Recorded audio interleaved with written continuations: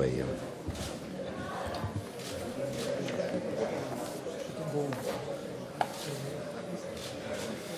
Moi ben, pois moi boas tardes a todos. Celebramos hoxe a terceira xornada do ciclo de Galicia en clave económica, que eu creo que además está a consolidar como unha reflexión profundamente esclarecedora da nosa situación actual aquí en Galicia. Tratamos varios temas nas últimas xornadas e hoxe van a participar con nós, como a sempre, prestixiosos expertos que participan neste ciclo de conferencias para despexar dúdas, as moitas dúbidas do noso presente e ofrecer tamén as súas claves de cara ao futuro que nos toca vivir. A xornada de hoxe non vai a ser unha excepción, están con nós Francisco Sineiro, Higinio Mougán e Eladio Regueira, que nos ofrecerán esa completa visión, ou a súa visión en todo caso, sobre o sector agroalimentario galego en xeral e o cooperativismo en particular. As cooperativas galegas xeran preto de 20.000 postos de traballo en Galicia, o que ven a representar case un 2% da poboación ocupada. Pero aínda a pesar deste dato, hai outro que é aínda todavía máis revelador, que é que desde o inicio da crise socioeconómica en España produciuse unha lixeira reducción do número de cooperativas, pero incrementouse en troco ao de número de traballadores que están adscritos ás diferentes cooperativas. Por tanto, as cooperativas foron e son un lugar de asentamento de moitos traballadores. As cooperativas galegas son, polo tanto, un modelo de fortaleza non só económica, sino tamén social. E son exemplo da indiscutible trascendencia da forza do traballo, da clave humana, como factor de eficacia e de eficiencia económica, así como de crecemento social e persoal. Hai que ter en conta, ademais, que están estreitamente vencelladas co desenvolvemento daquelas zonas nas que se insertan, nas que se inscriben. E é innegable a capacidade que teñen de xerar emprego directo nos lugares onde se establecen, o que as converte en moitos casos, casi en todos os casos, en motores do desenvolvemento rural. Este apego ao territorio é un valor incalculable nun país como o noso, onde o 80% do rural está sin poñer en produción. Poida que o futuro das cooperativas pase por camiños como superar as barreiras dos mercados tradicionais, vender directamente ao consumidor final, crear sistemas alimentarios locais, incrementar a produción ecolóxica. Este último dato, moi importante, porque o seu valor, o da produción ecolóxica, aumentou un 4.000% na última década. É un dato, creo que, moi importante. Aproveitar máis as novas tecnoloxías, en definitiva, é un camiño cheo de futuro, desde o noso punto de vista. E o que é innegable é que o reto do modelo cooperativo pasa, lóxicamente, como en moitas das claves económicas, en casi todas as claves económicas, en todos os ámbitos económicos, por unha boa xestión profesional que aproveita as capacidades productivas de xeito absolutamente racional.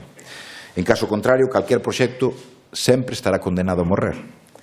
Temos un exemplo ben preto, que é o de alimentos lácteos, onde seguramente hoxe as cousas, se as cousas foran dun xeito distinto de como se enfocaron alá polo ano 2010, o resultado tamén sería distinto, non? Cando naquel ano, no ano 2010, se apuntaba desde diferentes, tamén desde a propia Diputación, se apuntaba sobre un proxecto de máis amplia base cooperativa, en definitiva máis forte, e onde se pedía ademais que houbera un número importante de cooperativas, que recordar que en torno a 24 ou 25 cooperativas integraban aquel proxecto que nos defendíamos tamén alá polo ano 2010. As cousas foron como foron e remataron como remataron. Desgraciadamente, naquele momento, algúns non quixeron escoitar o que nos anunciábamos como unha crónica dunha morte anunciada, e parece ser que os tribunais terán a última palabra nesa cuestión.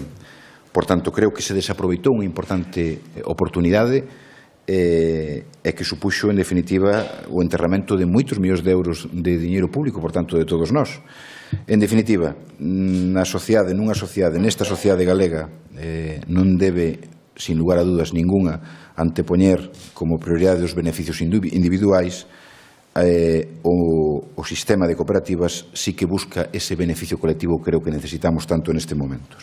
E coincidirán conmigo en que esta é unha boa razón para prestar a máxima atención ás persoas que están hoxe con nós, a que lles agradecemos que nos acompañen, e aproveitar esta nova reflexión que facemos nestes encontros en clave económica, que facemos, como saben vostedes, co apoio de Economía Digital por un lado e el Grupo El Progreso por outro. moitas gracias por asistir e escoitemos o que nos teñen que dicir quenes saben destas cuestións e despois, como sempre, o máis rico destes encontros, lóxicamente as aportacións que fan os nosos expertos, pero sobre todo como se produce ese coloquio e como moitas veces, a maioría das veces, as preguntas e as respostas son sempre moi atinadas. Moitas gracias.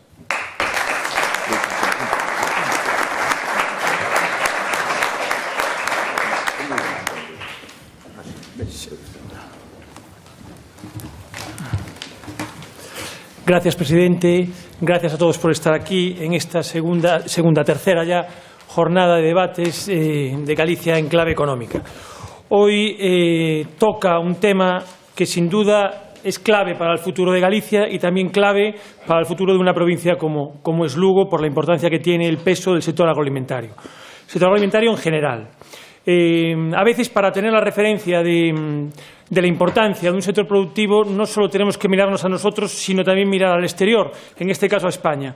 La agroalimentación, si Galicia aporta al PIB nacional un 5,4%, es decir, la economía gallega tiene un peso del 5,4%, si nos vamos a ver el sector primario, ese peso en la economía nacional, en la economía agraria nacional de Galicia, se eleva al 10,1%.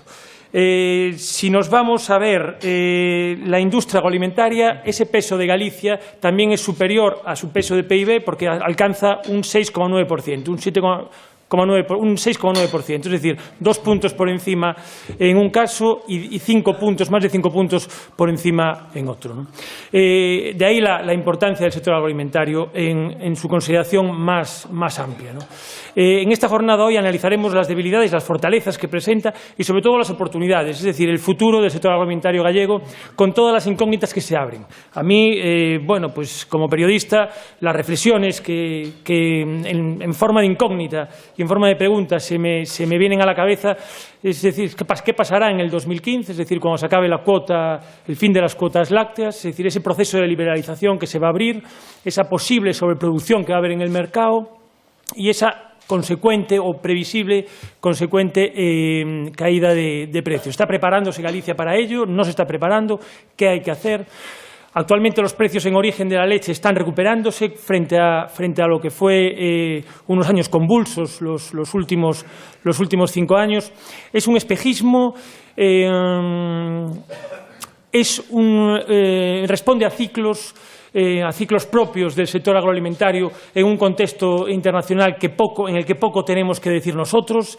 Eso puede aplazar determinadas reformas estructurales dentro del propio sector que a lo mejor quedan pendientes por esa bonanza en cuanto a los precios en origen. ¿Cómo va a actuar la política, cómo va a influir la política agraria común europea en la reciente reforma de la PAC en el mercado gallego? ¿A dónde tenemos que mirar? Tenemos que mirar a Santiago cuando tenemos que hablar de las necesidades del sector agroalimentario, del sector lácteo. ¿Tenemos que mirar a Madrid o tenemos que mirar ya directamente a Bruselas, ¿no? Hablaba antes el presidente de la Diputación de la importancia de las cooperativas. ¿Es esa la clave de futuro? Una reordenación en las relaciones de la cadena alimentaria entre lo que es los productores, la industria transformadora y la gran distribución. ¿Hasta qué punto las marcas blancas siguen dominando el mercado? Todo, como ven, todos son interrogantes, ¿no? Para ello yo creo que tenemos paso a presentar a los ponentes porque ellos van a ser, yo dejo de hacer preguntas, van a ser ellos los que van a dar respuesta seguro a gran parte de las preguntas que yo lanzo y de las que ustedes lanzarán en sus ponencias. Sin dilatarme más, paso a presentarles Francisco Sineiro, de sobra conocido por todos ustedes, doctor ingeniero agrónomo y profesor titular de Economía y Política Agraria de la Escuela Politécnica Superior de Lugo. A ese bagaje académico, Francisco Sineiro incorpora una experiencia en la gestión pública al haber sido consejero de Agricultura, no medio rural, pero sí consejero de Agricultura, Gandería y Montes durante el gobierno tripartito de González Laxe. Yo creo que Sineiro puede poner en situación todo lo que es desde un prisma muy amplio, que es el académico, toda la situación del sector. Para complementar su visión tenemos a Higinio Mougán, que también es otro histórico dentro del sector agroalimentario gallego, histórico en el buen sentido, no non é malo, porque él es director gerente de la Asociación Galega de Cooperativas Agrarias desde el año de su fundación, desde 1988, por eso digo histórico, ¿no? De las más de 50 cooperativas que integran a GACA, unas 30, corrígeme si me equivoco, unas 30 están en la provincia de Lugo. De ello, según los datos que he estado repasando hoy, o sea, para situarnos, luego nos lo detallarás, pero bueno, el peso de las cooperativas lucenses en lo que es esta asociación es importante. Por ello, pensamos que la perspectiva de Higinio desde el mundo cooperativo es clave, bueno, para vislumbrar un poco lo que es el futuro del sector agrario. Y también, como complemento de sus planteamientos, tenemos con nosotros a Eladio Rigueira, que es socio fundador y director general de Casa Macán, que es una empresa, una quesería de reciente creación, no tiene más de 10 años, pero sí que se ha hecho un hueco en estos 10 años, en estos 12 años, desde su creación, se ha hecho un hueco en el sector lácteo gallego y también en el sector de los derivados en España. Eladio sabe mucho de lo que es la relación con las grandes cadenas de distribución, ahí nos puede aportar mucha luz. También sabe de lo que es internacionalizarse, que es una clave ahora que tanto se habla de la internacionalización forzosa de la economía, de economías como la economía gallega. Lo suyo es una búsqueda de mercados constante en el exterior y eso puede despejar muchas incógnitas, y por eso también creemos que, bueno, la perspectiva desde el mundo empresarial es importante y complementaria entre los tres ponentes que tenemos hoy. Sin dilatar más la presentación, le cedo la palabra a Francisco Sineiro. Boas noites. Eu tamén sou histórico, fai 41 anos que estou traballando profesionalmente na agricultura. Falar do futuro da alimentación en Galicia significa, en primeiro lugar, enfocar o tema non como unha actividade puramente rural e agraria, sino entender que a alimentación hoxe na nosa sociedade o provén unha serie de actividades encadenadas que van desde a produción agraria, que máis que unha produción final é unha produción de materias primas. Sobre estas materias primas se elaboran unha diversidade amplia de alimentos pola industria alimentaria, e de nada serviría se non tiveramos uns establecementos de distribución que son donde os consumidores facemos as compras para o fogar, e unha parte creciente incluso para consumo fora do fogar, pois precisamente para as persoas que durante a semana laboral fan a comida principal do día fora da casa. Ademais, temos que enfocar o sistema alimentario en unha situación global. Xa non temos o que eran as fronteiras ou a regulación da Unión Europea con unhas políticas de regulación do mercado, senón que os nosos mercados, incluído o propio mercado do leite, é un mercado que vai variando en función de como varíe o mercado internacional. E, ademais, nunha situación de globalización creciente, é onde a alimentación é un dos grandes retos do futuro. Daqui a solo 30 anos, a población do mundo aumentará nun 35%, e se estima que para poder facer frente ao reto alimentario, a produción agraria tendría que subir ao derredor dun 70%. A mitad polo aumento da población e a outra mitad porque os países de economía emerxente, como a China e a India, queren mellorar a súa dieta alimentaria, e iso quere introducir alimentos ganadeiros, e iso obliga a unha maior produción.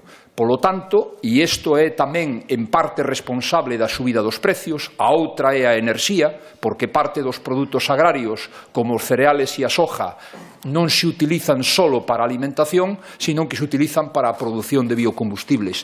E isto o que leva a unha situación nova, donde calqueira mercado, incluído do leite, que antes era máis ou menos regulado e donde variaban poucos precios, agora estamos sometidos a toboganes. Períodos como 2008 ou 2007, onde houve grandes precios, períodos de malos precios como o ano pasado, e ademais cunha suba importante de precios, e períodos bons de precios, que é malo o gobernante que se poña medallas pensando de que os precios suben pola súa gestión. Os precios suben e baixan polo mercado. Bueno, pois a min me interesaría falar desta situación, pois precisamente como este conxunto de actividades encadenadas. E que significa hoxe en Galicia o sistema alimentario? Este conxunto de actividades conxuntas da produción agraria, da industria alimentaria, dos servicios de apoio, de transporte, de reparacións, Todo isto, xunto cos establecementos de distribución alimentaria e os establecementos que dan comidas, supón algo cercano a 1 de cada 10 euros que se generan de valor en Galicia, ao 12% do emprego, e que, ademais, un 20% desta produción é vendida a outras partes de España ou exterior. A importancia deste complexo alimentario é tal que supera incluso a complexos importantes como é o do automóbil. Si este complexo alimentario aporta cerca do 10% do valor, o complexo do automóbil aporta só o 7%. Si este complexo alimentario dá emprego e ocupación ao 13% da población galega, o sector do automóbil dá emprego só o 7%. A gran diferencia é que o sector do automóbil é un sector fundamentalmente para a exportación e a alimentación en boa medida é para cubrir as nosas necesidades. Polo tanto, eu penso que con estes feitos, solo con estes datos, compre decir que estamos nunha actividade clave na nosa economía.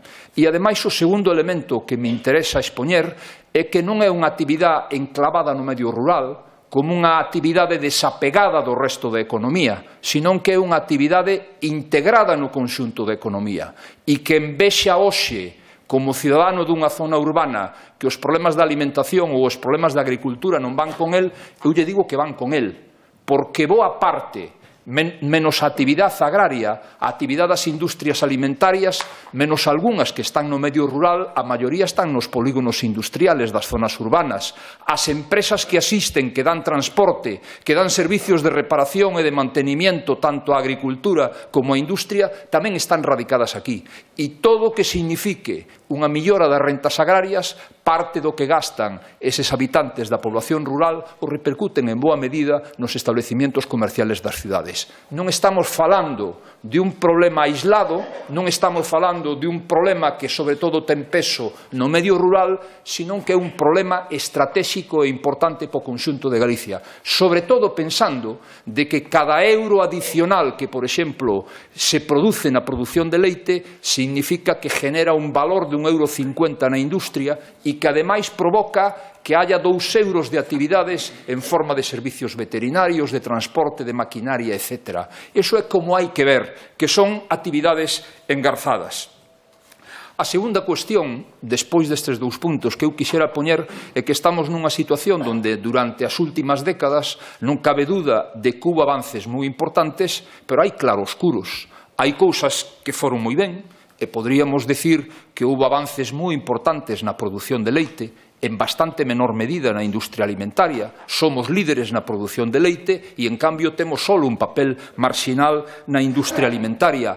Houve avances moi importantes que se poden poñer de exemplo no conxunto de actividades do sector do viño, en boa medida impulsado pola actividade das adegas e a apertura de mercados, pero tamén hai claroscuros. Temos unha diversificación da produción moito máis limitada da que podíamos ter. Por que o Bierzo ten unha produción hortofrutícola importante e non temos un Val do Lemos ou unha zona de Valdeorras onde podíamos facer o mesmo? Por que a actividade de cereales, que foi unha actividade tradicional, hoxe os precios tan importantes non producimos máis e estamos pagando unha factura ao exterior moi importante? E, sobre todo, na produción agraria temos un talón de Aquiles sin resolver, o que se refería o presidente da Diputación, que é da terra. Calqueira que teña memoria histórica como eu teño, e que ademais está eso reflexado no propio censo agrario de 1962, non deixa de ser unha contradición que naquel tempo 2 de cada 3 hectáreas de Galicia se usaban para cultivos e tamén para o gando, algunhas de modo intensivo e outras extensivo aproveitando monte. E hoxe a zona que está cultivada é 1/3 da superficie de Galicia. Eso non só é un despilfarro duns recursos que podían producir, senón que ademais nos genera un gasto extra porque as zonas que están abandonadas son vulnerables aos incendios, donde pagamos unha factura ano tras ano de por enriba dos 20.000 millóns de pesetas sin resolver. E, polo tanto, estamos ante un problema donde houve un tempo precioso para resolvelo, e é unha das chatas que lle poño precisamente ao período tan longo de gobernos Fraga con maioría absoluta, donde se puderon facer reformas importantes e prácticamente se mirou por outro lado. Pasou o tempo, tivemos fondos estruturales importantes para entrar, e este é un tema que queda pendiente para o futuro.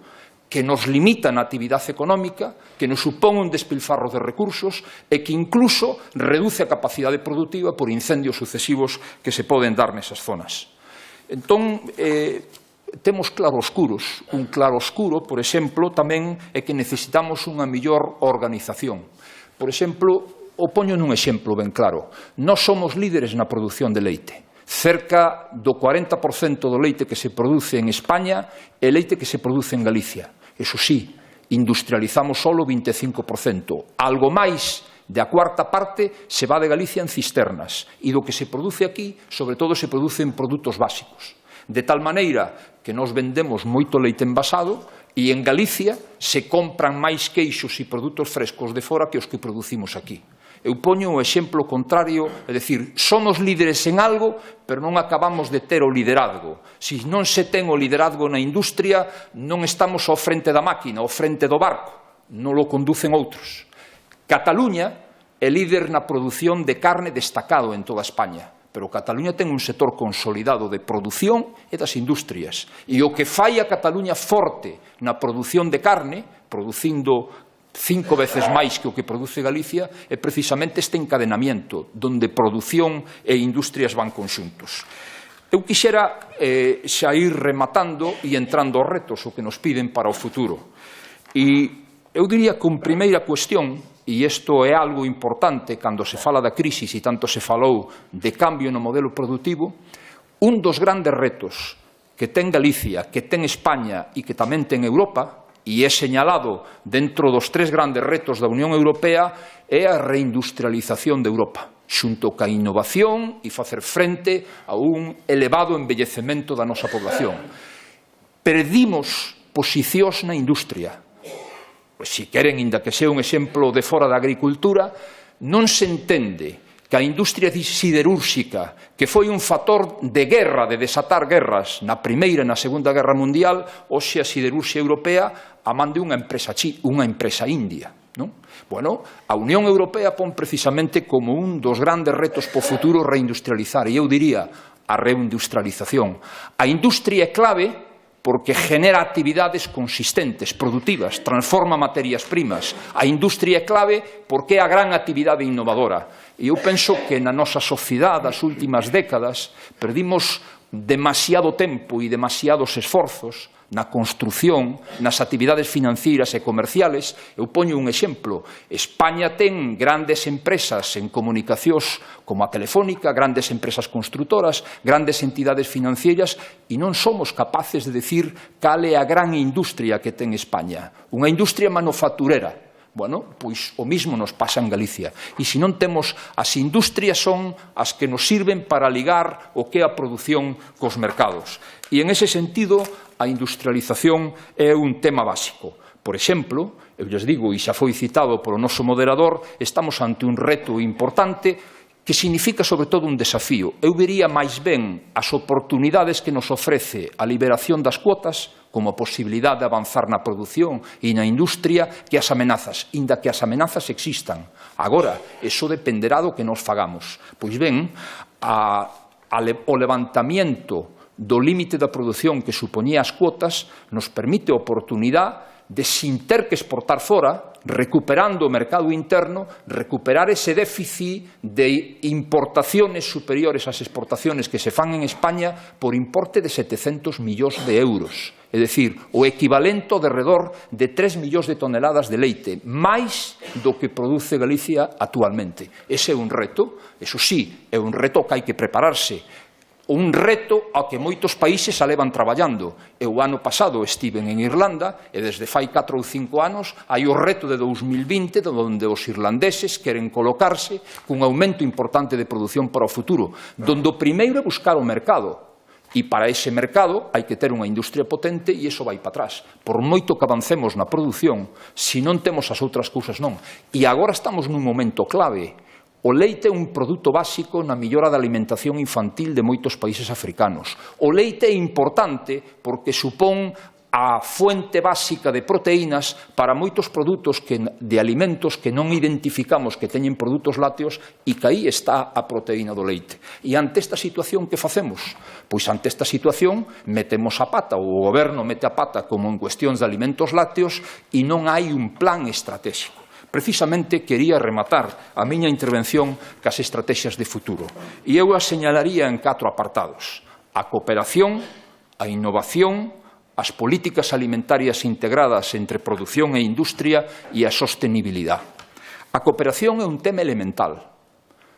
Por moito de que haya posibilidades para a viabilidade de empresas pequenas e medianas que teñen un nicho de mercado e que poden ter resultados estupendos, a maior parte do mercado é dos grandes grupos empresariales, do tamaño. O tamaño significa chegar con máis facilidade a novos mercados, ter máis posibilidades de negociar en mellores condicións, a posibilidade de influir. E cando non se ten tamaño de modo individual, había a cooperación.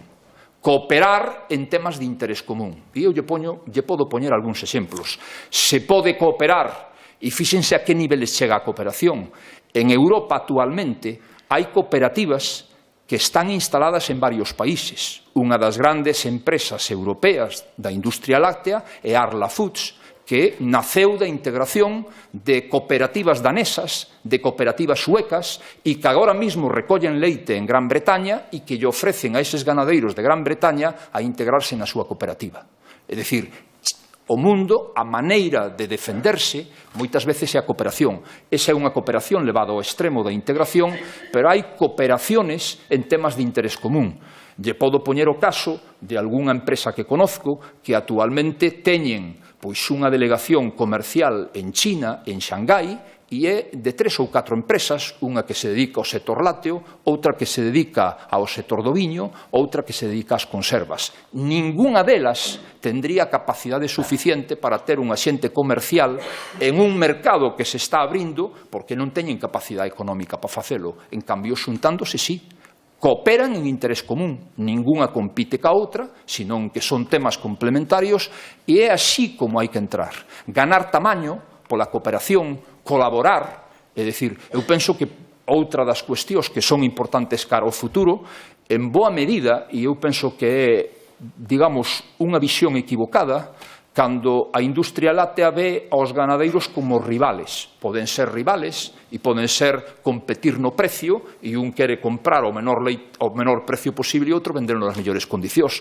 Pero, en cambio, deben de ser colaboradores necesarios abrindo mercados, millorando a calidade e outro tipo de cousas. A cooperación é unha ferramenta importante, sobre todo nun país onde non temos grandes empresas e a maneira de aumentar tamaño e, sobre todo, de entrar a mercados que están máis lonxanos. A innovación.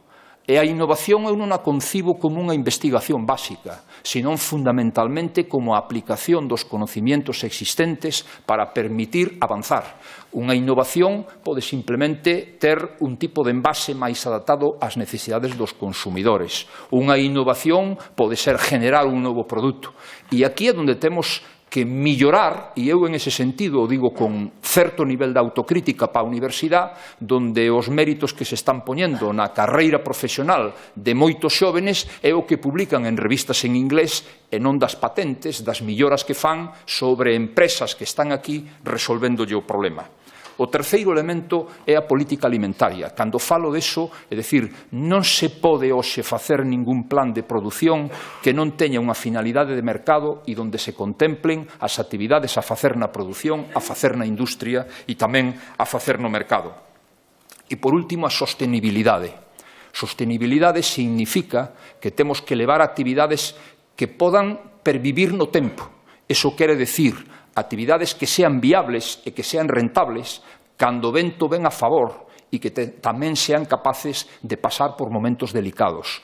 Porque estar traballando e producindo nun mundo globalizado sin os mecanismos de regulación do mercado que había antes na Unión Europea, significa que se poden pasar períodos bons de precios como o actual que poden ser seguidos por períodos de crisis. E entón, en este sentido, é importante a sostenibilidade. É importante a sostenibilidade económica, a sostenibilidade social. Eso significa preparación de relevo generacional para os que se van retirando de que existan novos e tamén a sostenibilidade territorial. Moitas gracias.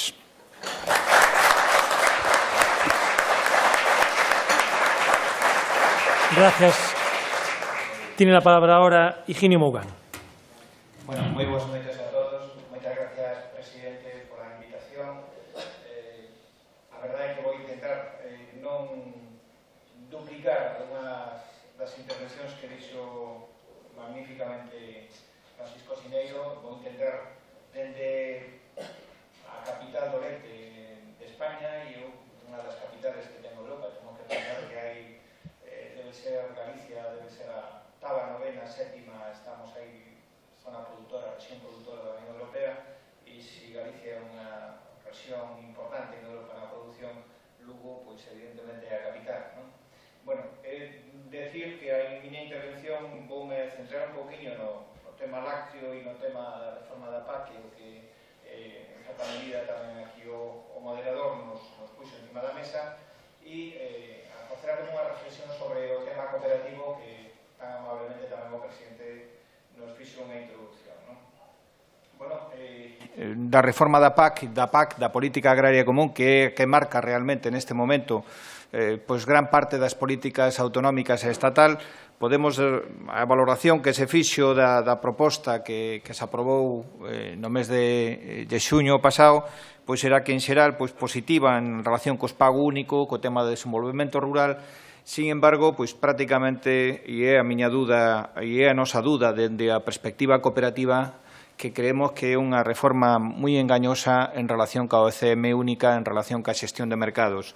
Nos preocupa, dado que os graves problemas estes de volatilidade que sempre se acusan as políticas agraria común non foi para nada abordado nesta reforma. Vamos a estar nesta especie de montaña rusa de precios de mercados que, bueno, realmente nos preocupan a todos. O que nos marca en xeral a política agraria común, o que nos veo a decir é que aí temos para a xestión dos mercados nos quedan as organizacións de produtores e as interprofesionales lácteas, todo o apartado de retirada de produtos que pedíamos desde as cooperativas, a posible de xestión da oferta e da demanda dende a parte privada, dado que da parte pública se retirou na reforma do ano 2003, pois non foi aceptada, non? Bueno, que sabemos ao día de hoxe?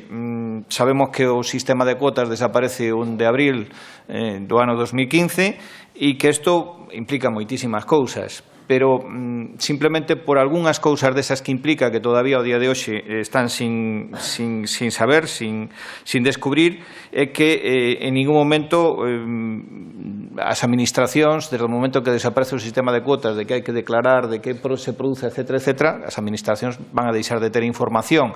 Eso implica, entre outras cousas, que non hai posibilidades de xestionar. Cando non tes información, como se vai a xestionar isto? É dicir, vamos a un mercado donde xa temos dificultades de xestión neste momento que a información que hai, porque a temos, despois isto teremos que resolver de alguna maneira, non? E incluso, fixadevos hasta onde implica este cambio da reforma da PAC, que as axudas que puntualmente se recibiron, por exemplo, en anos anteriores de dificultades de precios e de mercados que iban por a cuota que tiña cada produtor, neste intre, pois nin tan siquiera con esta reforma se vai a poder poder xestionar, porque os produtores non van a cuota, desaparece a todos os niveles, non? Eu creo que esta situación hai que buscarlle saída. Desde logo, dende as cooperativas nos preocupa moito de que non exista información, de que non se coñezan cales son as evolucións do mercado e que dende este momento, polo menos agora, neste momento non hai, non? dende o sector lácteo, o que se discuteu moitísimo na conferencia deste 24 de setembro de intentar establecer algún tipo de ferramentas de xestión dos mercados para evitar esta situación de montaña rusa que vivimos no sector e que moitas veces nos levan, sobre todo cando caen os precios, nos levan a moitas explotacións por diante. Insistimos na posibilidade de facer algunhas modificacións, de crear ferramentas e, o único que se fixo é pequenas modificacións na xestión dos mercados, pero que en ningún momento se avanzou nunha xestión coherente dos mercados. Por tanto, o que podemos decir é que nos aventuramos hacia un sector lácteo absolutamente volátil, que a Unión Europea curiosamente definiu como unha das características que había que combatir e que, sin embargo, non adoptou ninguna medida. Son desas cousas extrañísimas, onde se fai un diagnóstico, se di, tenemos este problema, pero non lo resolvemos. É dicir, é curioso, pero isto hasta na Unión Europea pasa, non? Ben, despois, hai tres propostas moi claramente para o sector, e iso sí que eu creo que é fundamental, que como sector, como responsables do sector, que temos que interiorizar totalmente, non? A primeira é que dice que como única ferramenta que vai a quedar no sector lácteo para xestionar este sector é o paquete lácteo. Por tanto, desaparece o sistema de cuotas e o único que queda é o paquete lácteo, con todo o tema que ten de contratos lácteos, organizacións profesionales ou OPs, organizacións profesionales e organizacións de produtores e organizacións interprofesionales. Eso realmente son as tres ferramentas que nos din que nos quedan para traballar con eles nos vindeiros anos e que nos temos que ir poñendo en marcha inmediatamente con elas. Que vai a traballar para mellorar a cadea de valor. Fai unha declaración que dice que aproximadamente hacia finales deste ano que vai a facer propostas en relación con eso, pero nos imaginamos que serán declaracións moi... Non vemos que vaya a haber ferramentas prácticas, digamos, para xestionar a cadea de valor e que, que lle dice aos estados dunha forma moi irónica, creo eu, lle dice, mira, e ustedes teñen diñeiro, se ustedes teñen problemas, ustedes teñen diñeiro nos programas de desenvolvemento rural para intentar xestionar este problema, non? E pouco máis. Despois, o único que, evidentemente, ante a situación de falta de información que vai haber no sector, o único que se lle ocurre á Unión Europea, en principio, é a posibilidade de crear un observatorio lácteo, pois para decirnos exactamente, para cando teñamos un problema, intentar facer un diagnóstico, porque senón é que nin tan siquiera podemos diagnosticar cales serían os problemas, non? Por tanto, en conclusión importante para o sector que temos que interiorizar dende o día de hoxe, é dicir, o sector lácteo só vai a ter no futuro o Real Decreto Paquete Lácteo, o que temos neste momento, como ferramenta de intervenir nos mercados e reequilibrar a cadea de valor. É o único que nos queda para traballar neste sector de cara ao futuro. E o que é máis? No sector de vacún de carne, importante tamén nesta provincia, é a mesma ferramenta, con algúns matices máis de xestión de mercados, pero basicamente é o que lle queda tamén ao sector como para intentar ordenar a oferta e a demanda láctea, non? Eu creo que o pasado día, foi o martes pasado, o Parlamento Europeo veu a refrendar esta decisión da Comisión, veu a decir que hai que apostar decididamente por o tema das organizacións de produtores, que hai que apostar decididamente por o tema das interprofesionales e que inmediatamente os Estados poñan en marcha, son recomendacións do Parlamento Europeo, que poñan en marcha medidas de apoio, medidas de, digamos, de organización do sector, porque ven a decir o Parlamento Europeo que é o único que nos queda, non?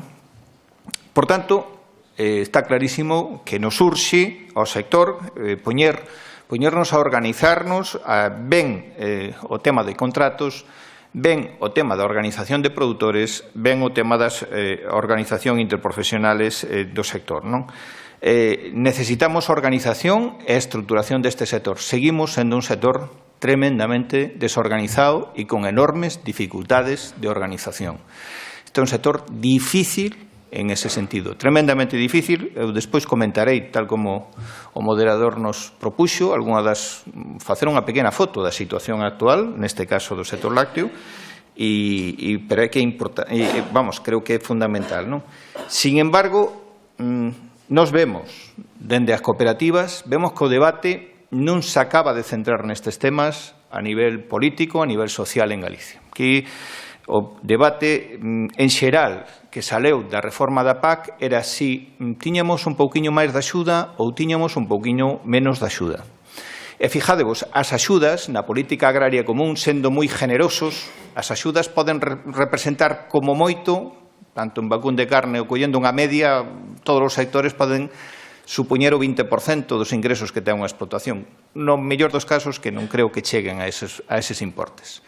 Pero é que temos o 80% do resto, que é o importante, que é a clave, o 80% do resto dos ingresos dunha explotación, que son as que hai que ordenar, organizar e intentar, por todos os medios, asegurar, non? Por tanto, creemos que nese sentido é fundamental deixar o debate, en certa medida, de como canalizamos unha axuda do pago único, se unha zona é ou non é, ou que non deixa de ser importante ese debate, pero centrar o debate en como organizamos e estruturamos o sector. Eu creo que só se logramos concentrar, organizar e dimensionar aos produtores agrarios no mercado, podremos facer fronte á globalización e á volatilidade que neste momento sufrimos, non? E unha visión da situación actual, unha visión é agradable vir nunha data como estes días, non? Falar de precios e falar de mercados, porque están, sin lugar a dudas, non teñen nada que ver cos de fai un ano, onde estábamos pasando unha mala situación, non? Pero se analizamos un pouco a situación, e eu quero facer aquí con vos, quero compartir este análisis con vos, vos a dar unhas cuantas claves, polo menos que dende as cooperativas estamos preocupados, a pesar de que as cosas van bien. As cosas van bien, pero despois, no fondo, non van ben, baixo o noso punto de vista, non? Vemos que, dentro desas ferramentas que nos dá a Unión Europea, unha delas é o tema de contratos, e vemos que o tema de contratos non acaba de funcionar. Seguimos con moitísimos contratos a 3 meses, e o que é peor, vemos como satisfactoriamente nos últimos meses, tanto produtores como industria se sinten cómodos, e digo tanto produtores como industrias, ou algúns produtores como industrias se sinten cómodos incluso reformulando, refacendo contratos cada 15 días. A veces, en algúns casos, nese sentido, nos quere parecer que o tema de 3 meses xa é unha solución extraordinaria que daba o Real Decreto, e de pasar de 3 meses a reducir ese volumen, pois dá unha inestabilidade moi grande no mercado. Creemos que, ademais, o problema é que se percibe como que os contratos anuales se perciben como un problema, como dificultades de alcanzar, como un retos difíciles de alcanzar, cando realmente, se queremos dar estabilidade a un sector, tanto a nivel industrial como a nivel de produtor, temos que non se producen vacas de un ano para outro, unha vaca non se pode conectar e desconectar a produción dun día para outro. Entonces, é fundamental, neste caso é clave, intentar por todos os medios elevar os contratos como mínimo a un ano. E non vemos que se avance aí. Vemos con preocupación como, por exemplo, as primas lácteas, as primas por cantidad, por exemplo, antes que estaban en torno ás 30 toneladas 30 euros cada tonelada, vemos como se dispararon, vemos como están agora xa algunhas en torno a 50 euros tonelada, e iso preocupa, porque cando os precios non sexan tan altos, iso vai a xenerar unhas tensións no mercado, e van a xenerar unhas desigualdades no mercado difíciles de xestionar entre todos, non?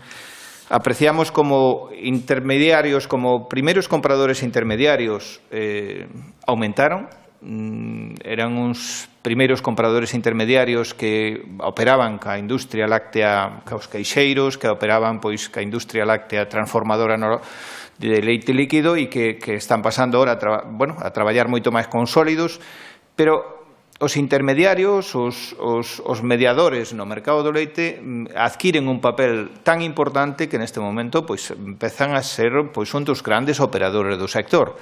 Algo que o que apuntaba antes Francisco Sineiro, de que esa relación produtor, esa cooperación produción-industria, que eu creo que evidentemente é básica e fundamental, se está perdendo porque se están poñendo no medio intermediarios que dificultan esa relación produción-industria que, para outro lado, tiña que estar, sin lugar a dudas, a distribución.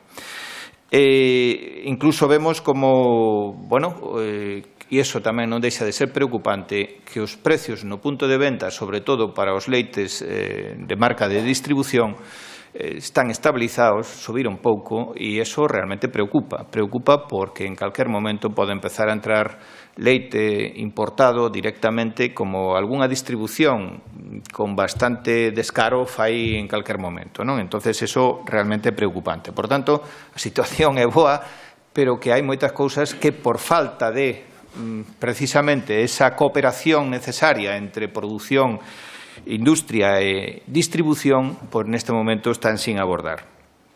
Apreciamos como cousas como que hai produtores que están mercando vacas, incluso pois con axuda da propia industria, que en certa medida non deixa de ser un gancho que ata, un gancho peligroso que está atando a esa xente.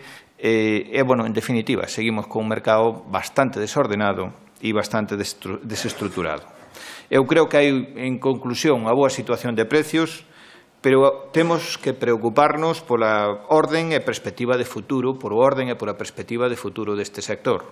En ningún momento podemos estar tranquilos e satisfeitos, senón creo que tremendamente todo o que non estamos facendo agora estamos sembrando dificultades para o futuro, non? E que pensamos as cooperativas? Como se pode abordar eso? Bueno, pois pensamos que teríamos que intentar que esta suba de precios se asente sobre aspectos ou sobre valores sólidos, desde logo con perspectivas de longo prazo. Non podemos permitirnos que isto sea pois un tobogán que ahora sube e pasado mañán baixa. Eu creo que iso non o podemos asumir, non?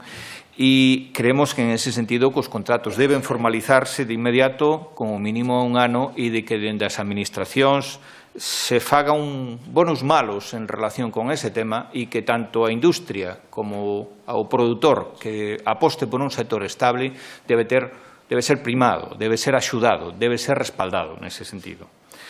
E, bueno, outro tema que apuntaba moi ben o presidente e que tamén aquí o moderador me quitou e que, sin lugar a dudas, hai que tocar, que é o tema cooperativo e o tema das crisis cooperativas e das dificultades cooperativas. Simplemente unha breve referencia ao caso Mondragón, o caso Fagor, que non ten nada que ver, en este caso, co agroalimentario galego, pero que foi noticia, que está na prensa todos os días últimamente. Eu simplemente dúas referencias. O primeiro, Mondragón, o Grupo Mondragón, para que teñades unha visión global de cal é o problema. O Grupo Mondragón estaba empregando a 90 e tantos mil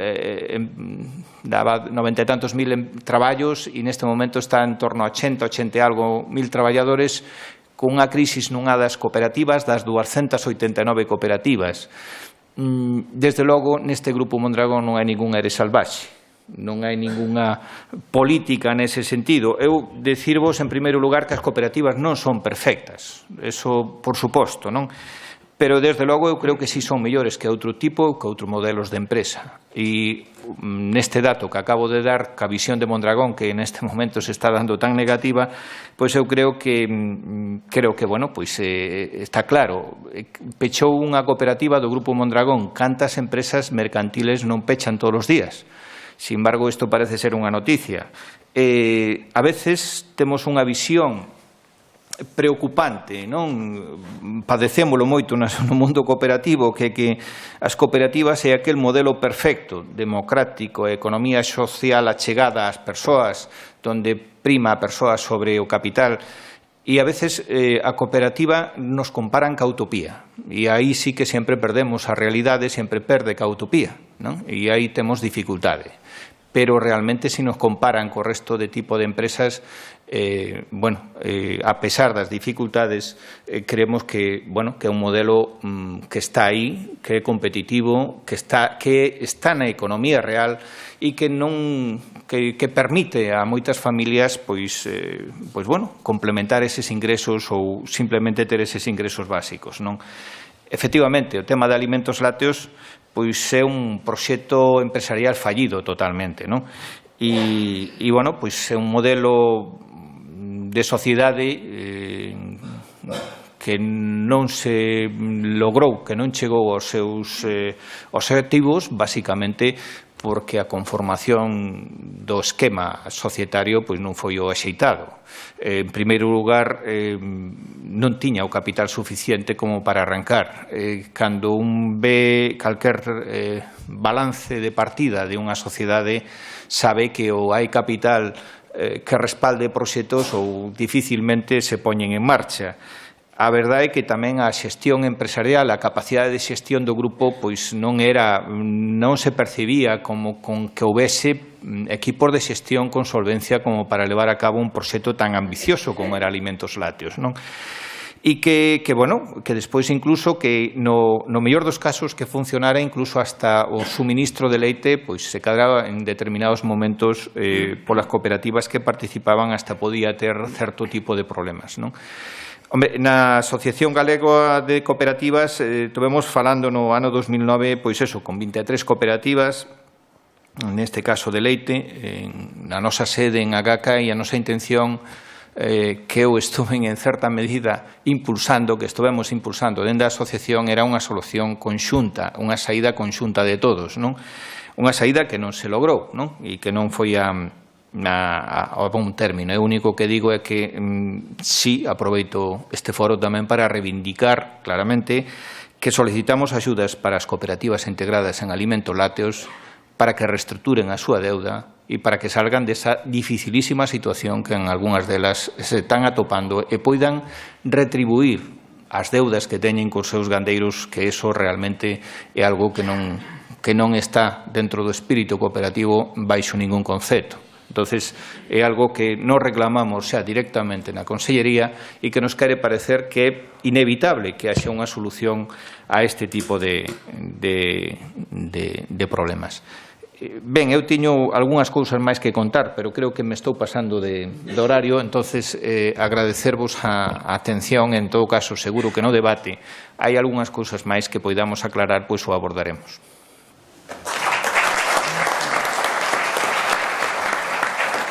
Muchas gracias, Higinio.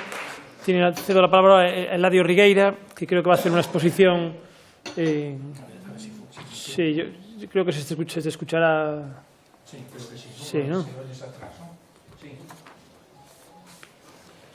Bueno, en primer lugar, agradecer pues, que hayan contado con nos para estas jornadas, permitirme que fale de pé, simplemente pues, un poquinho para ver a presentación e saber, non sei, sí, váyase mellor, para verla desde aquí, ¿no? Bueno, vou facer dous bloques. Primeiro vou facer unha pequeniña presentación do que é Casamacán e despois vou facer unha pequeniña pois perspectiva do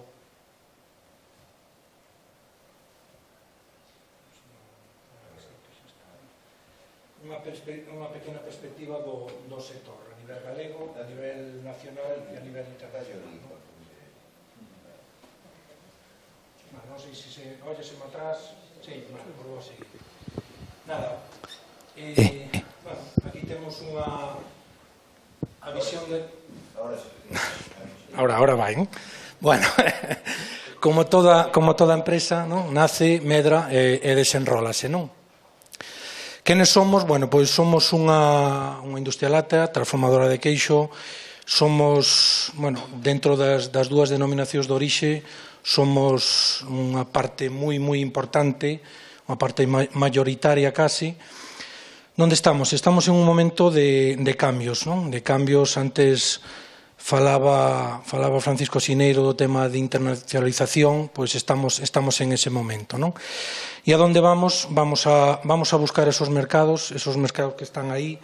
Nas seguintes diapositivas veremos un pouquiño, pois, un pouquiño unha foto, non? Unha foto do pastel, non? O pastel das tartas de pastel, pois hai trociños e a España, por mala sorte, tócanos un trozo moi pequeno que non ten por que ser así, non? Un pouquiño a breve historia de Casamacán, vale? Casamacán naceu no ano 85, facendo queixo da Ulloa, queixo moi conocido na comarca da Ulloa. No ano 2004 é cando nos adquirimos cando nos adquirimos cando nos adquirimos a queixería, vale. Ahora sí que se oye, madre mía. No ano 2004 empezamos a traballar con Mercadona, é un ano moi importante para nós. No 2006 empezamos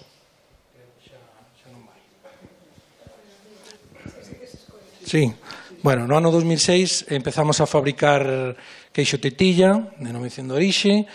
No 2007 creo que é o punto de arranque, non? O punto de despega, ahora que están de moda os puntos de inflexión, pois creo que ese é o noso punto de ampliación de instalacións, de automatización e demais, non?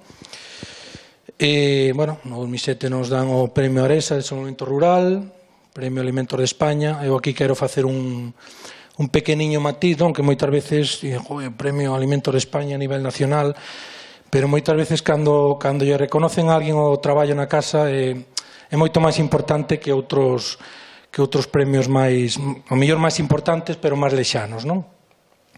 Aquí un pouquiño novos formatos que vamos sacando, vale? Empezamos a traballar no 2009 con queixos fundidos, sistemas de xestión, ISO 22000. Aquí no ano 2009 temos a través de Medio Rural e a través de fondos FEDER, temos unha colaboración coa aula, unha boa colaboración, que en aquel momento, xe non o sei, naquel momento era o único queixo a nivel nacional que se extraía lactosa ou leite por medios físicos, non? Sin a utilización de enzimas. Un proxecto que, por suposto, está funcionando e o produto está no mercado, non? Non é destos proxectos mágicos que están por aí adiante, vale? Aí está a presentación, ademais. No ano 2011 empezamos, coas cremas de untar, un pouco seguindo os grandes líderes a nivel europeo, non? Que para nós é unha empresa de referencia que é Lactalis, non? Creo que fan as cousas moi ben e todos temos que mirar sempre para o líder, aínda que este aí arriba que parece que non damos chegado, pero creo que é moi importante ter unha referencia aínda que este moi alta. 14.000 no ano 2011, ICS no ano 2012. Todos estos son moitos papeles, pero son papeles que valen para, a nivel industrial, creo que valen para aportan moito valor o que é as instalacións e o que é o produto, non? En este ano 2013, no ano que estamos, tuvemos a sorte ou oportunidade que nos saliu de exportar a Venezuela.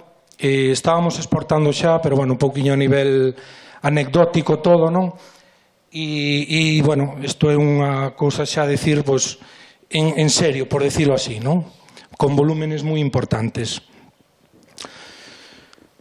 Aquí un pouquiño de información económica. A compra de leite no ano 2012, 21 millóns de litros, por suposto todo en Galicia, un pouquiño aí reflexa a zona que se recolle.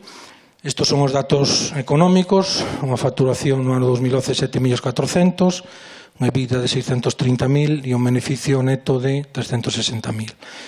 Vale. Aquí o mismo reflexado simplemente do ano inicial, do ano de partida, e as previsións do 2013 que son de 8 millóns de euros. Vale. Aquí a evolución do número de empregados, amén, o mismo, 2004, previsión 2014, sobre 55 personas. A nosa estrategia é ser líderes en innovación. Hoxe aquí falouse moito da innovación, non? Todo eso, novos formatos, hacia tendencia de consumo, non? Novos produtos, diferenciales, funcionales, todo eso está moi ben. Pero nós creemos noutra cousa moi importante que ser líder en tradición, non? Cada un ten que saber onde está e saber de onde ven. E ao mellor os produtos que no seu día e que se están fabricando que son realmente os produtos que nos deron o nombre e que nos axudaron a estar aí, non?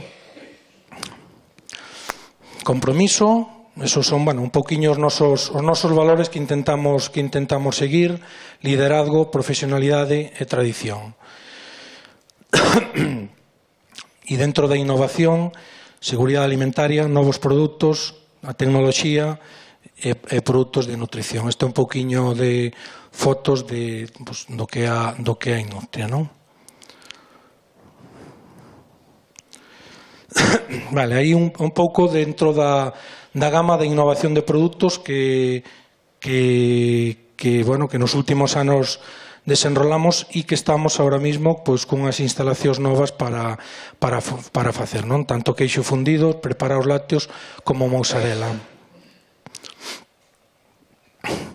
Aquí un pouquiño a información comercial de ventas por categorías dentro do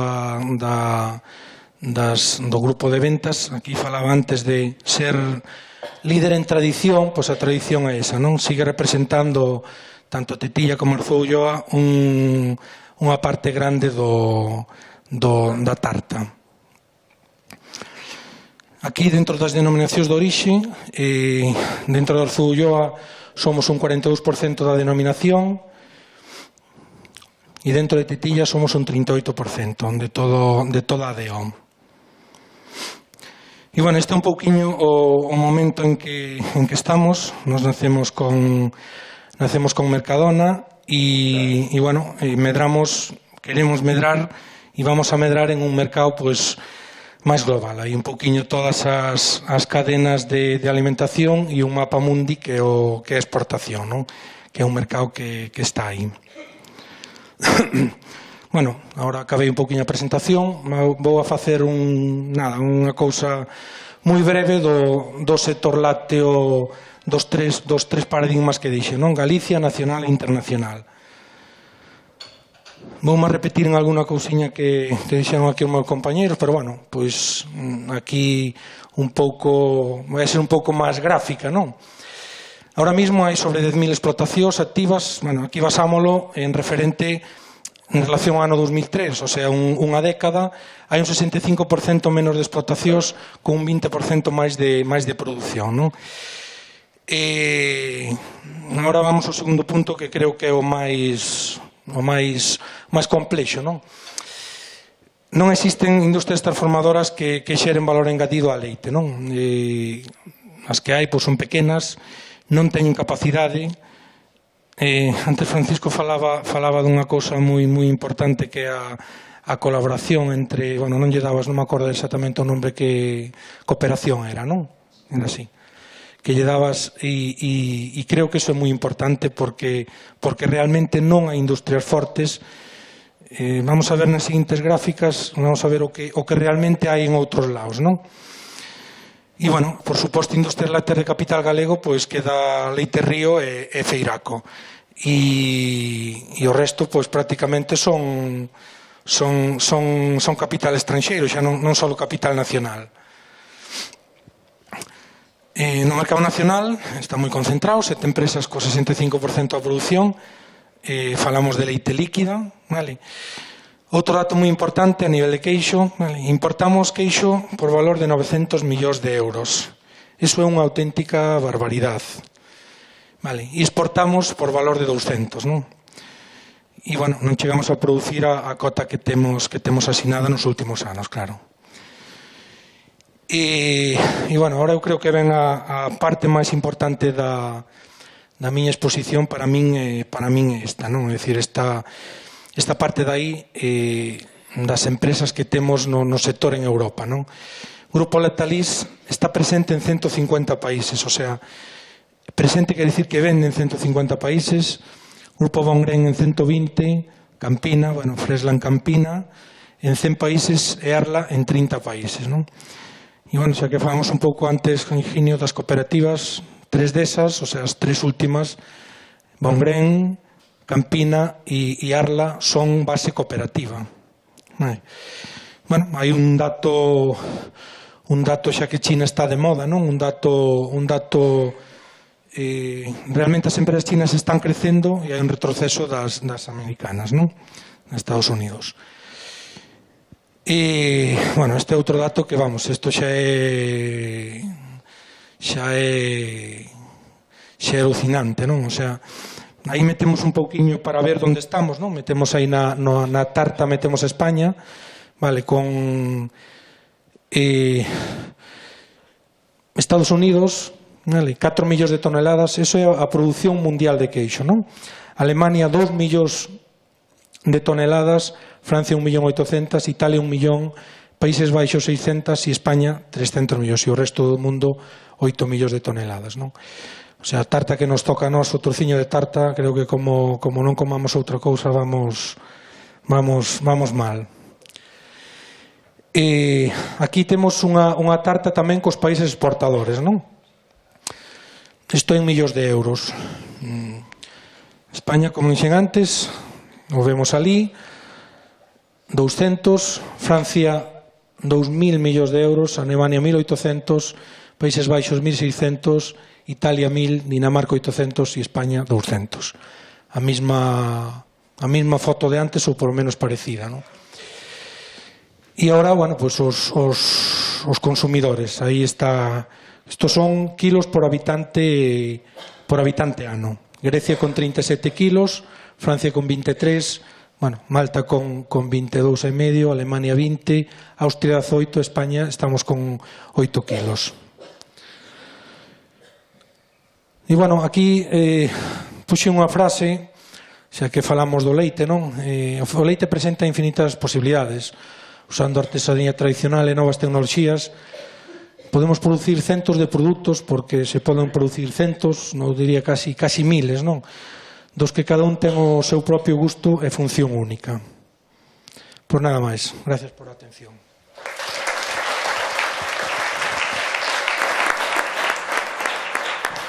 Muchas gracias, Eladio.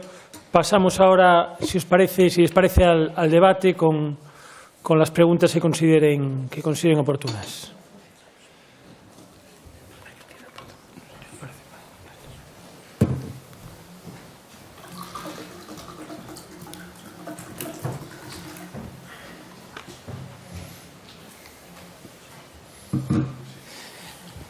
Boas tardes. Estando unha pregunta para Higinio, non? Estando de acordo totalmente coa túa opinión e coas túas preocupacións da labor das administracións e das preocupacións que se nos acercan a raíz da eliminación das cuotas e todo isto, pero aparte de eso, o sea, que son labor das administracións, eu pregúntome por que en Galiza históricamente se cobra menos o leite aos produtores. Falabas que fai un ano, comparabas o precio de fai un ano con respecto ao doxe. Fai un ano, en outubro, en España pagabas o leite 6 ou 8 pesetas máis que en Galiza. A principios de novembro houve unhas manifestacións e empezou a igualarse un pouco o precio en Galiza, que nunca se chegou a igualar, non? Entón, hai comunidades como Andalucía, Zamora, Asturias, que a única diferenza, por lo menos Asturias, que ten con Galiza é simplemente a presencia dunha cooperativa forte, non? Entón, non crees que as cooperativas tiñan que dar un paso para adiante un pouco forte? Un pouco o que indicou Lalo ao respecto disto, non? E outra cousa, todo o mundo, outro tema que tocache tamén era o tema dos contratos, non? Os que traballamos no campo vemos que os contratos son por 3 meses, fai exactamente o que quere a empresa, concretamente, por exemplo, Lactalis, Río, Celta, firman un contrato por menos do que logo pagan o gandeiro. Vamos a ver, as cooperativas, os sindicatos, tal, eu creo que menos tiñan que preocuparse un poquetín e sacalo a luz pública, non? Con nomes, o sea, como acabo de decir, os nomes das empresas, non? O sea, que creo que está todo o mundo aí falando como un pouco con medo, non? Nada máis. Bueno, gracias por as preguntas, non? Efectivamente, hai unha diferencia de precios neses valores, máis ou menos, que vai variando entre o leite que se paga aquí en Galicia e o que se paga no resto de España. A verdade é que hai moitas variables, algunhas apuntaches ti. Eu apúntome a variable que tamén apuntou antes Francisco Sineiro cando dixo que, por desgracia, aquí 3/4 da nosa leite vai a transformarse fora. É dicir, que Galicia produce o 40% do leite e somos reguladores, en certa medida, eso nos dá a responsabilidade de ser reguladores no mercado de leite. Cando sobra leite, sobra en Galicia. Cando falta leite, tamén falta en Galicia. E é o que equilibra un pouco, facemos un pouco de colchón, non, nese sentido. E iso está motivado, evidentemente, unha delas é que non temos unha industria láctea propia, con forza no mercado, que nos permita precisamente non estar sometidos a esta volatilidade que nos vemos sometidos pues, constantemente con esas variacións de precios e que volverán a velas. É dicir, eu, por desgracia, nos xogamos unhas cañas a que cando baixen os precios van a volver esas diferencias, por desgracia, ¿no? Salvo que teñamos unha industria propia con estrutura propia e vinculada ca produción que nos permita pois, evitar esas oscilacións e eses vaivens, non? Porque a outro sector lácteo, é dicir, o resto do sector lácteo español onde se produce está moi vinculada xa ca transformación e o consumo, está moi preto de transformación e consumo, pero aquí pois, é un mar de leite que se nos vai e que incluso parte del, como moi ben decía Francisco, pois non está sendo ni transformada por nós, non vai sin transformación. E é certo tamén o que apuntas en relación cas cooperativas e como apuntaba Eladio, está clarísimo. Que nos falta para que realmente nas cooperativas dar o salto que tiñamos que dar? Bueno, pois eu creo que nos falta dúas cousas. Pequeniñas, pero dúas cousas enormes. É dicir, dúas cousas solo, pero dúas cousas enormes. Unha, que o gandeiro, no seu conxunto, os gandeiros crean no modelo cooperativo, teñan a confianza suficiente no modelo cooperativo, vexan que esa é a súa solución, que esa é a súa alternativa para loitar no mercado e, posiblemente, previo a esa primeira condición, que as administracións o consideren realmente unha aposta de ordenación e de estruturación do sector. Como se considerou noutras partes da Unión Europea fai moitos anos. O que pasa é que na Unión Europea os estados, os daneses, os holandeses, deso xa se olvidaron. E o que é mellor, a eles lle vai ben que aquí estemos desorganizados. A eles lle vai estupendamente. Eles dicen que nos organicemos, pero nada máis. Eu non creo, bueno, a poñer en negativo, eu non creo que teñamos un gen anticooperativo na nosa genética. Temos cooperativas auténticamente modélicas noutros sectores aquí neste país. A maior cooperativa agroalimentaria de España é Coren. E máis é un dos maiores grupos agroalimentarios do país. Por desgracia, temos en xeral, como apuntaba moi ben Eladio, temos unha industria agroalimentaria moi pequena, en xeral, tanto privada como cooperativa, é dicir, que tamén é privada, vamos, tanto en diferentes sociedades mercantiles. Fíxate, para que teñas dous datos, para que teñamos unha referencia. Coren, primeira cooperativa agroalimentaria do Estado español, factura 1.000 millóns de euros, 1.000 e pico millóns de euros. No escalafón das cooperativas agroalimentarias da Unión Europea está entre o posto 40 e o 45. Entre o posto 40 e o 45. Hai, como ben apuntaba antes Eladio, estruturas que están facturando 6, 7, 8, 9, 10, 12 mil millóns de euros de facturación. Teñen estruturas de 60.000 socios. Aquí nos temos que conocer todos para ver se vamos tendo confianza. Ali 60.000 socios. Como se pode xestionar unha cooperativa de 60.000 socios? Pois en Europa sí que o poden xestionar sin problemas, non?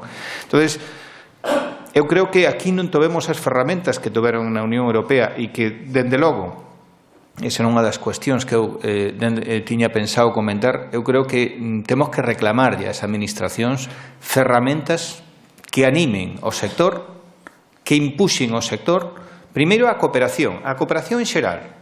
Primeiro a cooperación en xeral. É dicir, eu que non entendo é que a industria vaya por un lado, a distribución por outro e os produtores por outros, e aquí, además, quen perde é a produción. Neste caso, nese desequilibrio da cadea tan brutal que temos, non? Pero, en segundo lugar, Eu creo que é básico e fundamental que a produción se una, e que a produción se una con incentivos, con moi pequenos incentivos se pode unir a produción, non? Entonces eu creo que son esas dúas cousas, e despois, evidentemente, crear os mecanismos que permitan que esa fidelidade, que ten que ter esa fidelidade, esa solvencia, esa garantía que ten que ter a cooperativa se lle transmita tamén ao socio. En Alemania, por exemplo, teñen mecanismos onde non solamente é o Consello Rector quen evalúa e vigila como marcha a cooperativa, sino que incluso teñen mecanismos externos que vigilan que realmente eso satisface adecuadamente aos socios e vai no camiño adecuado, non? En fin, nos falta moito que avanzar nese sentido, porque hasta ahora, bueno, pois, se pensou que tal como andábamos, que andábamos ben, pero eu nese sentido creo que non, non? E despois é certo que apuntas, non? O tema dos contratos, algo que era unha excepción, que o tema era excepcional, porque na lei marca clarísimamente, na lei, no Real Decreto 263, marca clarísimamente que os contratos teñen que ser anuales, excepcionalmente poden ser menores de un ano, excepcionalmente a través de un acordo, de un condicionante. Sabes cal é o problema porque non denunciamos isto tamén moito máis? É que temos a moitos gandeiros que tampouco lle interesa. Temos que facer unha labor de mentalización dos gandeiros tamén de que é necesario estabilizar o mercado, de que son moi oportunos as propostas de un ano que o reclame tamén o propio gandeiro, porque é unha relación gandeiro-industria. E, por suposto, eu estou totalmente de acordo contigo, se cada temos que insistir máis, nos posiblemente fagamos accións nesa dirección, non van a ser moi públicas, pero vamos a facer acción nese sentido para intentar por todos os medios de dar estabilidade a este sector, porque, bueno, creemos que urxe é un momento adecuado de realmente estabilizar as relacións entre produción, industria e distribución, porque eu creo que tamén deberíamos ter a suficiente habilidade de implicar nesta estabilidade tamén a distribución e dicirlle que, por exemplo, pois menos importacións de queixos de fora, menos non se che ocurra traer leite elaborada, envasada para metela aquí, que non se lle ocurre, habrá que decirlo de alguna maneira, evidentemente, pois co permiso da Comisión Nacional da Competencia ou en fin, pero bueno, de todo eso, porque despois tamén nos sentimos moi vigilados e temos que ter moito cuidado con este tipo de cousas.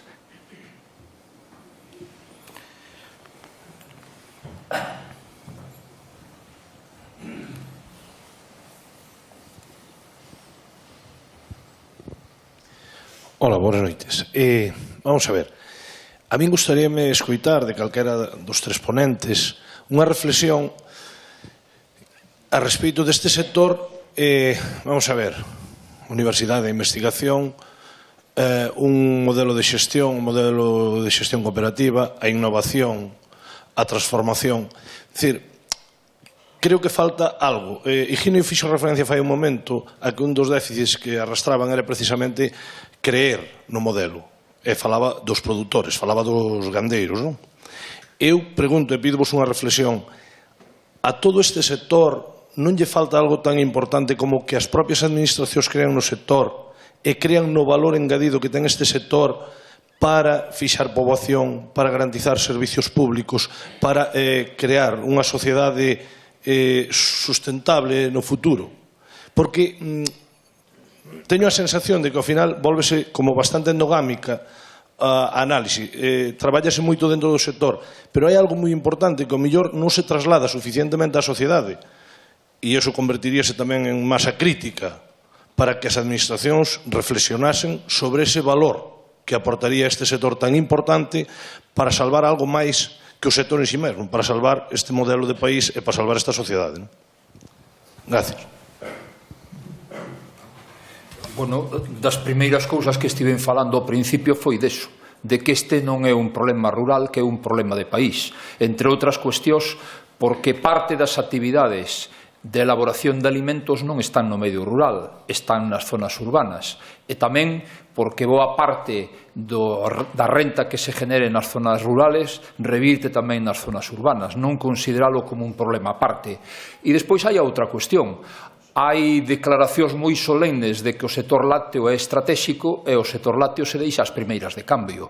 Eu non me explico que houbera unha operación como a de alimentos lácteos que eu lle poño un culpable, a Xunta de Galicia e o conselleiro anterior, que agora é delegado do Goberno, porque daquelo houbo un grupo de cooperativas que iban a adquirir conxuntamente as instalacións de Pascual e ali non se sabe por qué, se dividiu pola mitad e o deixaron as cooperativas nada máis. E aquí hai cuestións que ao final van a acabar no xuzgado, porque son asuntos importantes, pero para min o máis grave é que se perdeu unha oportunidade, porque as instalacións de Pascual eran unhas instalacións importantes tanto para envasado como tamén para a xestión do leite, non? E entón, é dicir, non é só o fracaso de un proxecto, senón tamén o que supón para outras cousas. E eu diría unha segunda cuestión.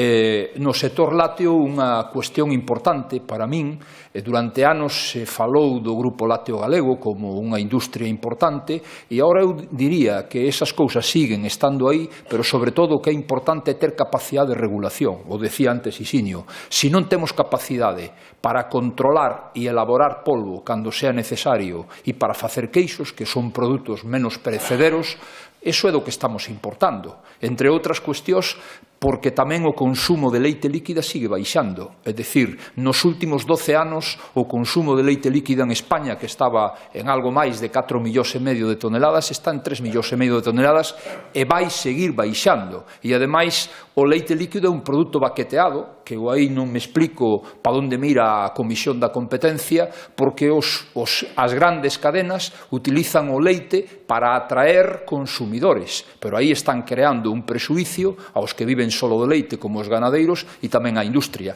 Non se entende, e lle poño nomes e apellidos. En Francia e en España, o leite que vende Carrefour é feito pola mesma industria, que é Lactalis. Non se pode entender que en Francia ese leite de marca blanca de Carrefour valga casi 20 céntimos máis que o que vale en España. E a diferencia é importante, porque nun caso aquí está a 55 céntimos e ali está a 75 céntimos.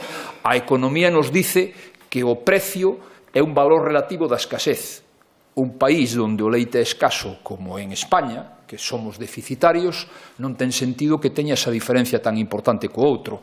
Ou, postos de outra maneira, se banalizou tanto o precio do leite que durante este ano vale máis un kilo de patacas que o que vale un litro de leite. E xa non digamos a fruta ou outros produtos. Se utiliza para eso. E o que pode haber é un saldo, pode haber unha oferta durante un período, pero o que non pode ser é que o leite estea de saldo ano tras ano seguido. Eso é o que non ten sentido, porque estamos destruindo unha creación de valor por parte dos produtores e por parte da industria. Sí, bueno, eu simplemente comentar que xa o comentaba na súa presentación o presidente da Diputación, e datos concretos que temos na asociación son que nas cooperativas, por certo, da provincia de Lugo, que son sobre unhas 40, temos sobre 100 asociadas na entidade, bueno, pois en torno aproximadamente en torno ao 60% o que non é a primeira industria é a primeira industria en emprego en emprego e en facturación, o que non é a primeira industria no pobo é a segunda, o 60% delas. É dicir que, bueno, pero non fai falta, eso xa a nivel cooperativo, pero incluso sin ir ao nivel cooperativo, a nivel de produción, hoxe sabemos todos pois, que povos como Sarria, como Chantada, como pois, calquer pobo da Terra Chá, Villalba, etcétera, pois que cando hai problemas no sector lácteo e tamén algo no sector cárnico, pois que esos povos sufren moitísimo e que toda a poboación, o comercio, etcétera, eso sabemos que é unha rede de bases comunicantes brutal que condiciona totalmente pois, a economía, evidentemente a nivel de Galicia pois, un 10%, pero no entorno precisamente desta, como decía ao principio, capital produtora do leite de España, como é en este caso a provincia de Lugo, e a capital de Lugo, bueno, pues está clarísimo que está altamente condicionada e que eso, bueno, pues a administración ten que asumilo como un reto absolutamente prioritario, é dicir, e como un tema absolutamente estratégico. E ademais, a gran ventaxe, algo xa comentaba Sineiro ao principio, é que o sector lácteo é un sector xenerador de economías noutro entorno. É dicir, temos, sobre todo, o mundo da logística, todo o tema de camións, todo o tema de transporte, servicios veterinarios, servicios de reparación de maquinaria, é dicir, talleres.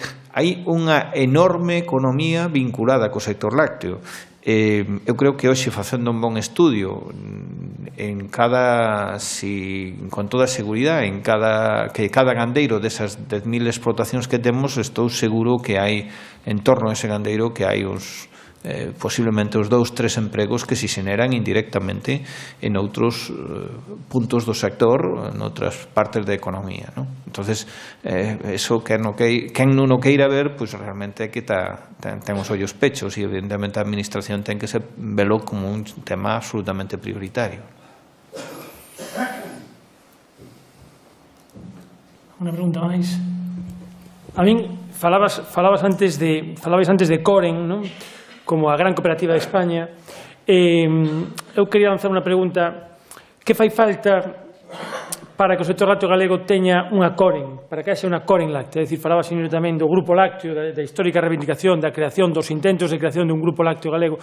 É unha cuestión de implicación das administracións, neste caso concreto da Xunta de Galicia, a través de 2 anos, ou é unha cuestión do sector privado, é dicir, de liderazgo e de capacidade de liderazgo para levar adiante un proxecto así, porque falamos durante moitos anos nos medios de comunicación da creación do Grupo Lácteo e houve moitos intentos, non?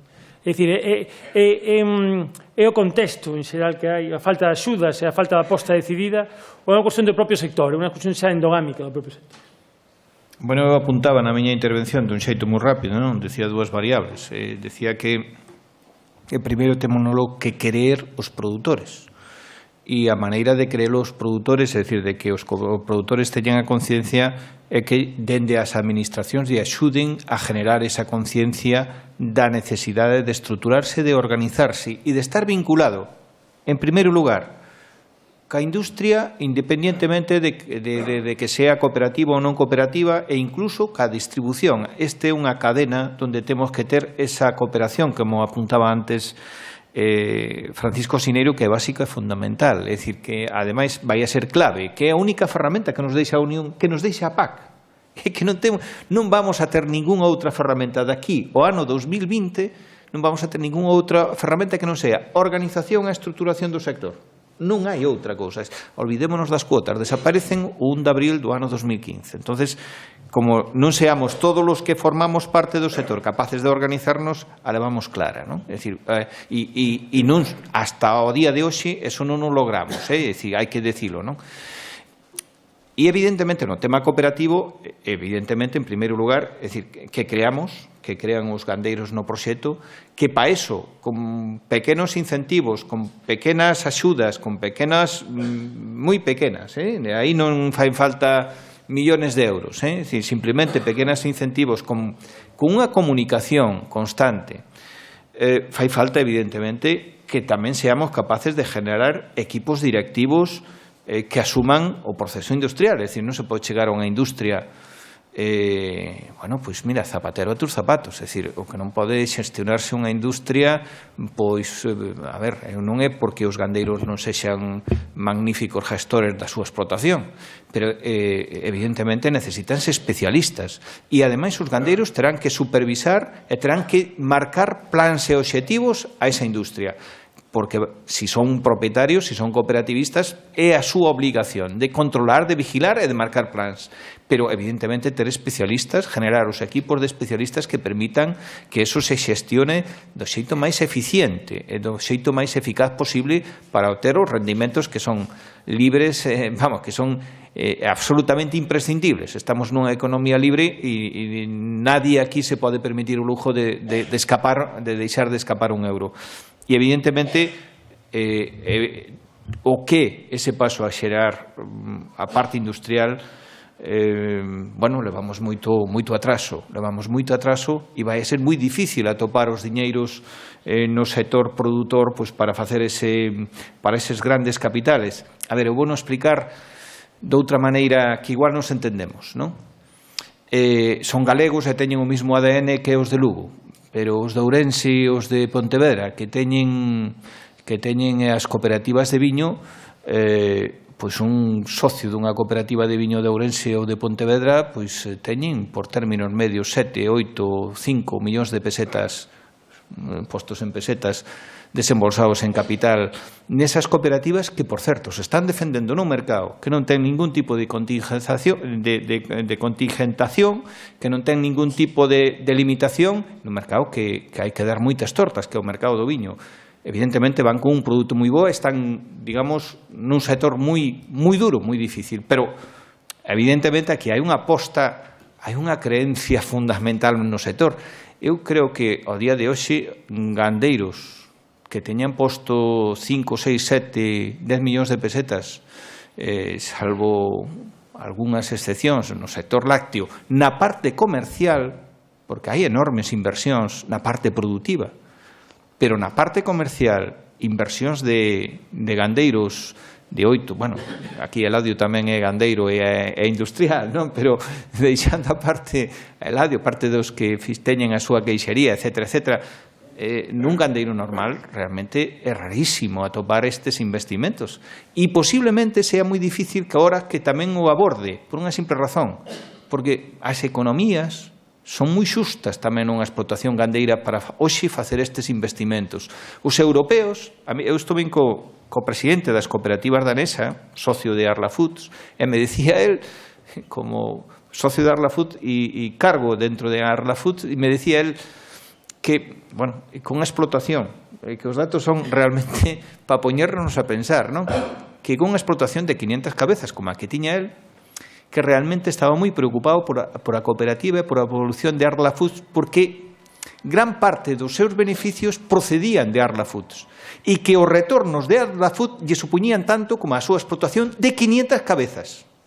É dicir, imaginádevos o capital que ali tiña posto, que el mismo decía que tiña pois moito desembolsado ali, tiña moita aposta feita ali e que evidentemente dependía moito del, non? Entonces, vai a ser capaz o gandeiro galego de capitalizar un sector industrial como das industrias que moi ben apuntaba aquí Eladio, pois eso, con 8, 10, 12 millóns de pesetas, como fixeron os do viño, como fan os de Coren, como fan os de Cogal, os de Coellos, como término medio teñen 8, 9 millóns de pesetas de desembolso en capital social. Vai non a facer o sector lácteo un gandeiro? Pois non o sei. Esa é a pregunta, é a miña dúda e realmente é aí onde está gran parte da cuestión. E eu creo que aí é fundamental que, desde logo, contar ca axuda da Administración. Nesa parte, e despois en axudarnos a guiar o que é a concienciación do socio de que realmente ten que implicarse, non? Non sei se respondín. Eu penso que o Grupo Lácteo Galego estuvo moitas veces na prensa, pero realmente nunca se tomou como un tema a solucionar.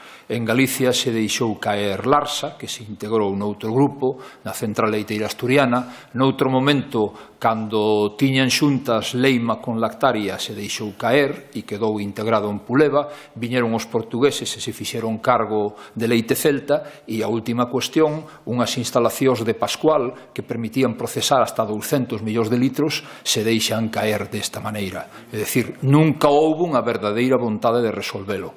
Eu penso que probablemente é difícil agora que exista algún grupo fuerte que estea ao tanto, pero esas actividades é crear estruturas no queixo, no leite en polvo, noutro tipo de actividades que vayan generando o sector, porque senón somos un xigante cos pés de barro. Non podemos producir como producimos 2,4 millóns de toneladas de leite cando só se industrializa 1,6 millóns e do que se industrializa aquí máis do 60% en un produto tan básico como son os leites en oferta. Eso é un problema serio e é un problema donde é necesaria a iniciativa privada, donde tamén é necesario a iniciativa das cooperativas e donde é necesario o apoio da administración pública. Galicia é a única comunidade española donde cando hubo crisis repetidas en empresas lácteas, esas empresas lácteas acabaron se integrando en outros proxectos. Puleva no seu momento tivo problemas financeiros moi serios que apuntalou a propia Xunta de Andalucía. En Asturias, Central Leiteira Asturiana tuvo eses mesmos problemas que apuntalou o goberno regional e donde tamén a Caixa Rural de Asturias e Caixa Asturias en aquel momento apostaron. Non deixa de ser unha asignatura pendiente, agora xa non están as caixas, pero as caixas, tanto as do sur como as do norte, sempre foron moi reacios a meterse no campo. Bueno, aí hai algo. Os vascos, o País Vasco e Navarra, pois mira que Parlat tuvo problemas serios e o acabaron apuntalando. E o país do leite, donde calqueira gobernante pasado e futuro de Galicia dice que o leite é un sector estratégico, cando hai problemas, escapa do tema. Alguna pregunta máis? Só nos falta poñer nota tanto a Xunta como a Madrid e como a Bruselas, porque eu creo que tamén é unha cuestión importante, é dicir, non poñer nota, digo entre comillas, pero sí que é verdade que falabas ti de músculo financeiro, que parece que é necesario, que sempre foi necesario en outros sectores, pero tamén o papel da administración, pois quizás non haxe representantes aquí hoxe da administración, pero sí que é verdade que polo que decides, bueno, pois é unha vaga que hai unha eiva que hai aí e que hai que solventar. Bueno, se non hai máis preguntas, moitísimas gracias aos ponentes, a todos vostedes pola súa presencia hoxe, e nada, simplemente convocarles a próximo debate que é o día 28 deste mes de novembro, que falaremos da dicotomía, do dilema do sector público e sector privado ante a crise, que parece que, bueno, que neste momento pois hai posicións moi encontradas con respecto a cada un deles. Moitísimas gracias a todos.